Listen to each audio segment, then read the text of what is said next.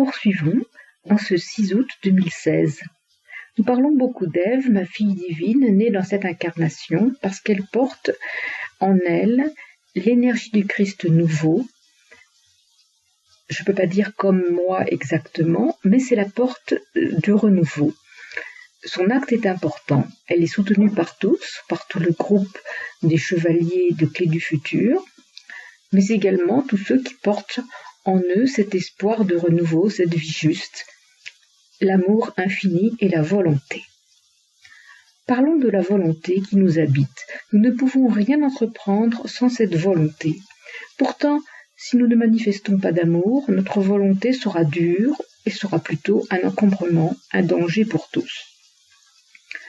Voilà pourquoi aujourd'hui, la volonté est unie dans l'amour par le Christ, ce qui a permis le rayonnement de l'arche, le permet toujours, et permet aussi la victoire. Cette victoire que Christ annonce, affirme et a scellée, mais qu'il nous faut à nous, humanité nouvelle, exprimer dans la matière, non pas en se battant comme des lions physiquement, nécessairement, bien que certains parmi nous, plus engagés à se battre sur le terrain le feront, parce que c'est leur vie, leur destinée, mais pour la majorité des chevaliers, c'est se battre avec notre conscience dans la pureté absolue de notre engagement pour le Christ, pour le renouveau, pour la vie juste pour tous, venu du premier Veda, redonné par le Christ, réactualisé avec les mots, la pensée,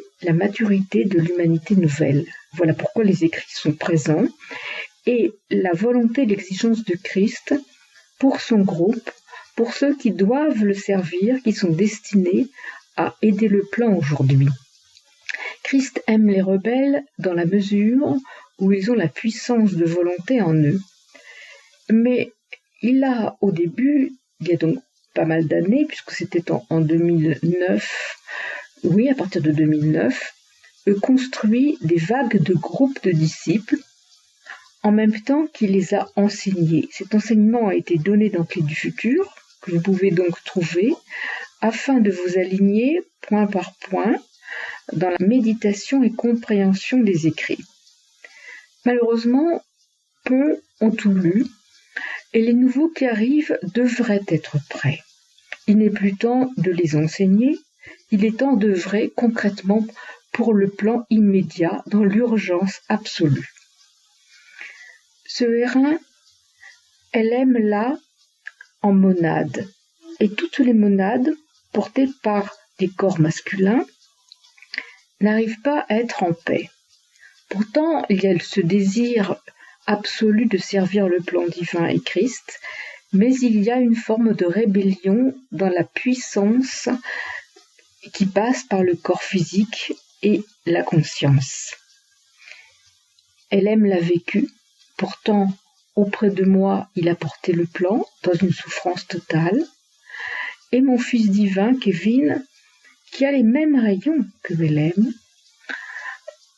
qui a une foi extraordinaire, n'arrive pas non plus à équilibrer ce R1 trop puissant, ce rayon de volonté de sa monade qui descend sur son mental, le mental étant le récepteur de la puissance de la monade, et dans son amour infini, a tendance à amplifier la volonté, au point de ne pas pouvoir être juste malgré toute sa bonne volonté. Nous retrouvons cette difficulté de R1 dans le mental de certains disciples, qui sont assez nombreux d'ailleurs dans le groupe de Christ, et qui exagèrent, amplifient leur personnalité, le rayon de leur personnalité, au point de ne pas pouvoir être juste. Comment servir alors si l'on n'est pas juste? Il arrive un moment où je ne peux plus rien dire, parce qu'il faudrait que je répète, que j'assiste pas à pas, chacun, ce qui n'est pas ni mon rôle, et je n'en ai plus le temps. Vous avez constaté que Christ me parle beaucoup d'Ève, parce que dans l'instant, c'est l'acte immédiat. Tout le groupe devrait donc être à mes côtés, dans un silence constructif, dans leur action indépendante et nécessaire pour engager l'énergie du renouveau là où ils sont, sur la terre où ils vivent, le pays où ils habitent. Et de mon côté, moi je m'occupe pleinement d'unir le groupe au plus haut. Je me demande même dans quelle mesure la puissance de l'arche n'active pas ce R1 qui n'est pas aligné dans les consciences et provoque à ce moment-là des difficultés supplémentaires, des excès d'action.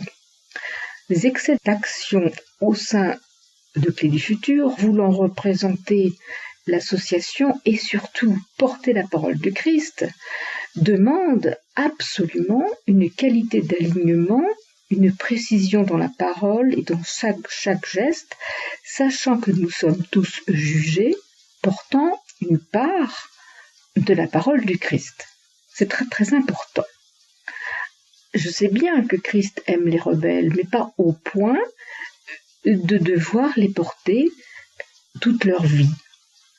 Donc, les disciples doivent apprendre à regarder comment ils vivent avec humilité, s'observer avec attention dans chaque acte, faire le point, le soir entre 18h et 21h, savoir comment ils ont engagé chaque acte de la journée au service du Christ, savoir s'ils ont exagéré, s'ils ont été justes, chercher à méditer dans l'humilité la plus importante, la plus totale en eux-mêmes.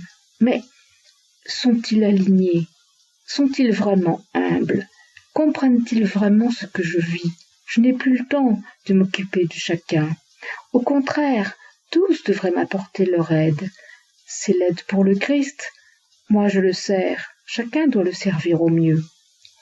Alors, ce fameux rayon 1 de volonté indispensable pour pousser les actes, pour avancer, il faut le dompter dans l'amour, la lucidité, la conscience de son imperfection. Et notre personnalité, qui est naturellement active avec tous ses petits défauts, doit absolument servir l'âme. Et que veut l'âme? Elle veut servir le plan divin au plus juste. Lorsqu'on lit les écrits de Clé du Futur, on devrait toujours être dans cet état de relecture, d'approfondissement, de rapport à soi-même, sans concession. Être sans concession envers soi-même nous amène à comprendre que nous pouvons être injustes sans même faire attention. Si nous sommes pleins d'indélicatesse, nous ne sommes pas alignés. Si nous exagérons une volonté, nous ne sommes pas alignés. Et souvent les disciples, pensant qu'ils sont proches de moi, se croient alignés. C'est encore une illusion. Je vous demande donc la plus grande attention, afin de porter le R1 qui est la volonté pour servir le plan divin, au plus juste et au mieux. Savoir que la joie qui nous unit, qui doit vous habiter, est seule porteuse de l'énergie du Christ. Que chacun amène sa quote-part, son étincelle d'amour, son étincelle de puissance au service du Christ, mais pas au service de son imperfection. Nous sommes, je suis d'accord, dans une forme d'imperfection continuelle parce que nos corps dans la matière ne peuvent être parfaits. Alors justement, soyons attentifs à cela. Nos corps physiques guériront parce que nous ne nous occupons plus trop d'eux, bien que nous devions prendre un minimum soin d'eux. Mais dès que nous exagérons une pensée, une demande, un appui sur les autres, alors notre corps souffre parce qu'il sent que ce n'est pas juste. Il faut bien savoir que notre corps physique est le réceptacle de la qualité de notre unité. Si nous ne sommes pas réellement unis, notre corps est désuni lui aussi, il est en désaccord et il le ressent physiquement. D'où certaines fatigues, d'où certaines souffrances. Il faut savoir se préserver lorsque l'on est dans l'énergie du Christ. Nous devons être attentifs, à être purs, respectueux du plan, à la fois discret, puissant, lucide, presque méticuleux dans l'acte, et pourtant plein de joie, et pourtant acceptant que tout ne se réalise pas dans la perfection voulue, mais être dans cet état de conscience juste, qui est le fait de l'alignement. Pour cela, il faut s'unir le matin à l'aube, dire la profession de foi, dire aussi la grande invocation, s'unir aux anges, aux hiérarchies de la terre, se donner tout entier dans la joie, au plan, à Christ, avec cette honnêteté absolue de soi-même, de son imperfection, pour chercher à servir le plan, la volonté du Christ.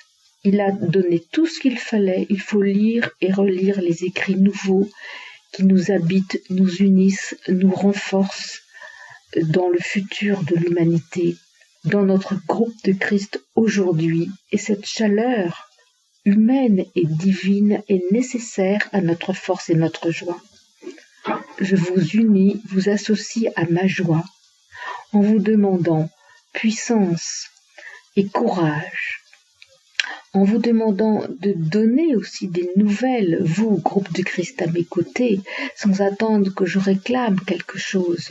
Il faut exprimer vos actes, il faut les révéler à tous, il faut diffuser votre parole et vos actes, diffuser Clé du futur avec humilité et joie. C'est cela notre but aujourd'hui. Et ce ne sont pas forcément la manière de convaincre qui est importante, mais l'acte de joie d'aller vers l'autre, vers notre prochain, pour lui annoncer le renouveau, l'inviter à la joie, l'inviter à l'espoir du futur. C'est cela que Christ nous demande, de garder constamment la fenêtre ouverte, et notre volonté est indispensable dans la paix, la puissance, et surtout pas le questionnement inférieur de tout ce qui peut nous arriver dans notre petite histoire personnelle. Tout sera réglé, nos petites histoires personnelles, nos problèmes de santé, allégés, dans cette joie que nous élevons et partageons avec tous. Je vous remercie d'y penser. Sachez que là, le rayon de volonté est très puissant, touche tous nos corps, et qu'il nous faut l'affirmer absolument avec rigueur, amour, lucidité et humilité.